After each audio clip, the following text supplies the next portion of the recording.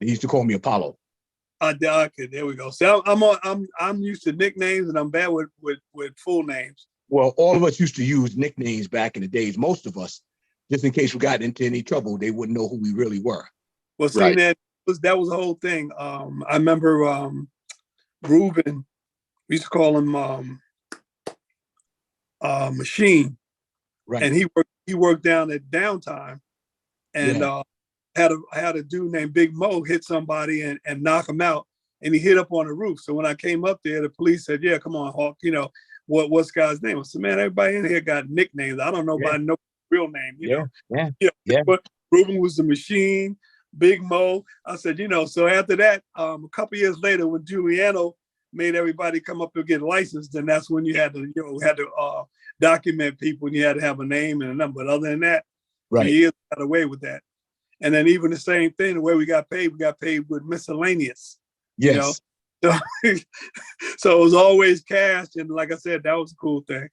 And it's like Panama, man. Panama, we got mutual admiration thing. I hit him every day. I made a musical thing with him and me, and that's just to make sure I remember who he is. So it's hard to forget Panama, no matter what. Yeah. He did a lot. He literally made me famous at the Roxy, because people everybody has their folklore. One night we got into a big fight. It's the first night I worked at the Roxy. It's like 5,000 Puerto Ricans up there. Gungi Rivera had a party, and it's my first night working there, man. And some dudes got into and started something.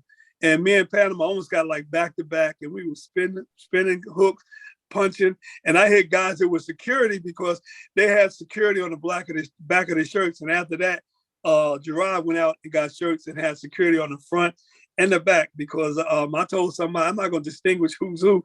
If you're there in front of me, I'm hitting you. I'm knocking you out, and then we'll separate the good guys from the bad guys later, because I'm not getting hurt. Yeah. What's funny, I got, I don't know what year you were working. That sounded like it was in the early 80s, what you're talking about. Because all the way to the 90s. Yeah, because I got shot at Roxy's 1987. No, actually, it was December 22nd, 1987. I got shot right on the corner there. Okay. And there was another brother from the Bronx that got shot up at the Roxy, and that's when I knew this guy Gene had some power. He got shot on a Friday night. Gungi had a special there. He got shot, and on Saturday night for the gay men's party, they were open right back up.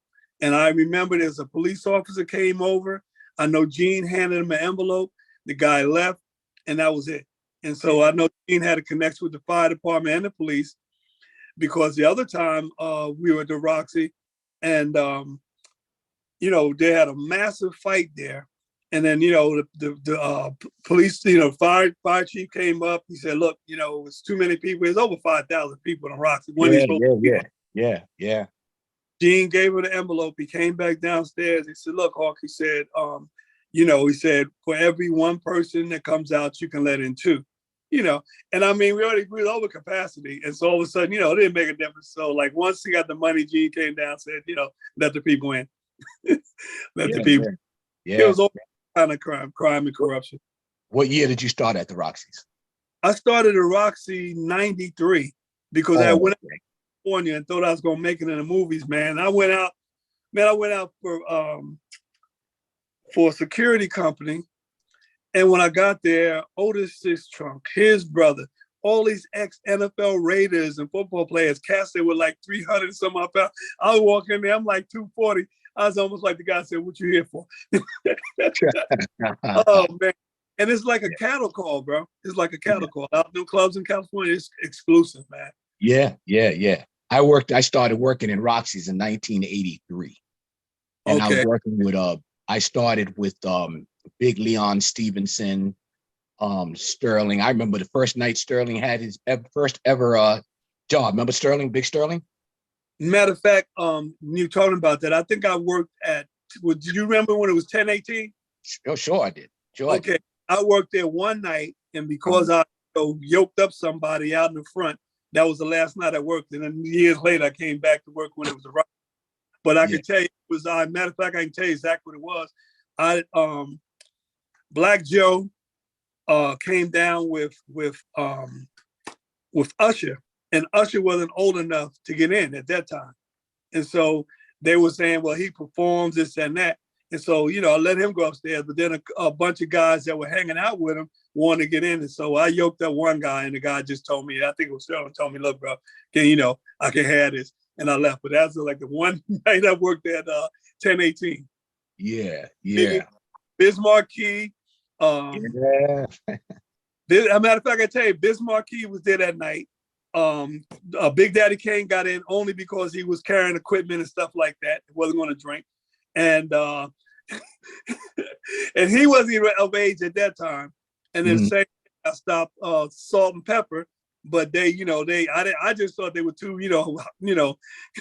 wild round the way girls, but they were performing, so they were underage, but they still could work there. So that was it. That was the same night. All the Macs were there. Yeah, so I remember that. Okay. And then, do you remember Antonio? There was a couple of Antonios. He was from Jersey City, martial artist. What's the other club he worked at? Oh God, I think I worked there one night also and had to leave. I'll think about it before we finish. That's for sure. Yeah. But before we continue a little more, I want to, Nathan, I need you to hear something that Hawk said to me. Okay. His article in the magazine. Hawk, please do me a favor and tell him what you told me about the article that we wrote on you in the magazine. Well, no, I told him I hadn't felt this good since the birth of my kids. Wow. Because I've been out of the game for I've been in Texas almost 20 years, and I've been out of clubs at least 23. Right, and everybody down here knows me, and they just I'm a minister now, so I'm doing random acts of kindness opposed to the random acts of power that we committed in the clubs. But also, I was telling my wife, because she all she knows is the guy that was the Christian that came down, got into the ministry, became a minister, this and that. So they don't, like, when she read it, she was just like, "You sure?" So she was skeptical. My sister and sister-in-law in California and my sister in Ohio, they were like blown away, because I've always been quiet about what I've done, And at that time, like I said, I wasn't looking for no fame, because, and this is not any dispersion on any karate masters and stuff like that. But, I'm not going to put on a gi, have a pot belly, and do a number one kata and looks like I'm in slow motion, And I mean, that's all good for them. Everything I learned was for the street. Yeah. When I took the martial arts, I had responsibility of the clients. I had the responsibility of my men that I worked, and that was it. And to me, like I said, when I first started going to tournaments, my instructor, Ibrahim Sharif, told me, he said, look, if you're here to win the trophies, you might as well forget about that. He said, you need to win to win in the streets. And a lot of times I used to wear glasses, and he told me, keep the glasses on, because he said, what's going to happen if you get attacked and you got your glasses on? Yeah. And I'm bad anyway. So like I said, I learned to block that way. And there was times when I didn't block, my glasses got knocked off, But we had a class where that's all I did. I fought blindfolded. I fought my hands behind my back. I fought handcuffed. I fought on the floor. And the night I made my black belt, I had to fight 10 black belts from the Nation of Islam.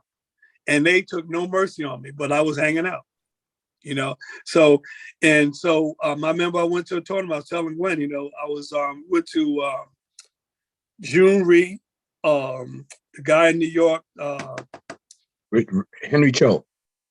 No, not Henry Cho also, but Aaron Banks. Aaron Banks. Went to Aaron Banks tournament, man, and Isaac Henry School.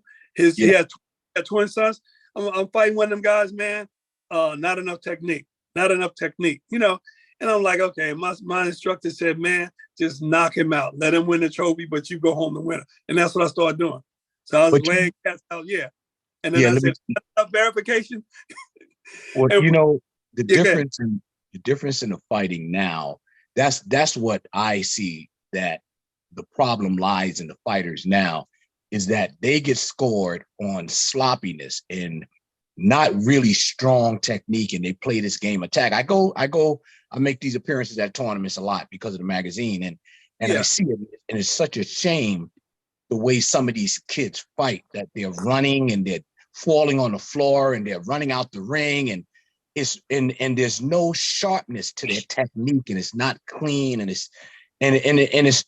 sometimes it's almost borderline embarrassing to me. However, that's not all of them. I'm not saying all of them. Yeah. But the ones that are good do not get the recognition that they deserve. Actually, we're going to do an edition on that, about fighters, strictly a fighters edition, to give the ones that we feel that really deserve the recognition, to give it to them, So as a fighter myself also, that's why I tell people right away, I wasn't a good point fighter. But when you got me in a bare knuckle match, you were getting your butt whooped. You know what I mean? Because the difference, people don't realize the difference in bare knuckle and the difference when you're wearing the pillows on your hands and feet.